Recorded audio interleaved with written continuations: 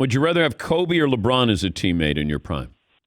Well, I've played with Kobe, so I love LeBron, but I have to take Kobe because Kobe knows me. I know him. And, that's no knock on LeBron because I'm sure if I have played with LeBron and I was okay, I could comment on that. But for me, the love I have for Kobe, watching him work hard in practice, and the best thing about Kobe was beating him in practice and waiting for him. Not he wouldn't talk to you for 2 days until he got a chance to play against you again in practice and beat you. And that was the fun part about it because we would just brag on him, me, Bishaw, Fish, and we would just mess with him the whole time.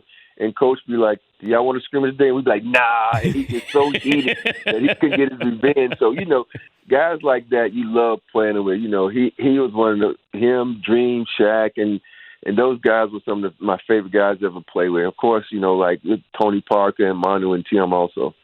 Your favorite Kobe story?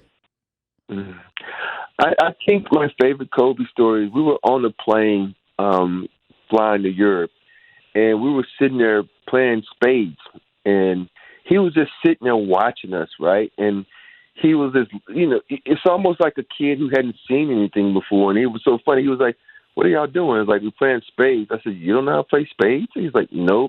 And so I sat down and I taught him how to play spades, and I thought it was the most interesting thing to me. I know most people are like, "Oh, this is a card game," but when you're a black man growing up, that's one of the things you have to learn how to play. You have to learn how to play spades and dominoes. And I said, "See, this is what happens when you don't go to college, man. You don't learn these games when you got curfew and you can't go nowhere."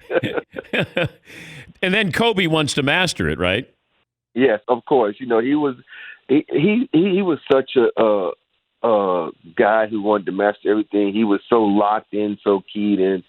And this is the thing. I play with a lot of great athletes, and he is the only one that will literally, if you tell him you can't do something, he will go in the gym the next day and work on it just to prove you wrong. And just think about it. One game he had a bad right shoulder, and he played the whole game shooting it left-handed, and he's right-handed. Think about that. It's the things he was able to do was just simply amazing.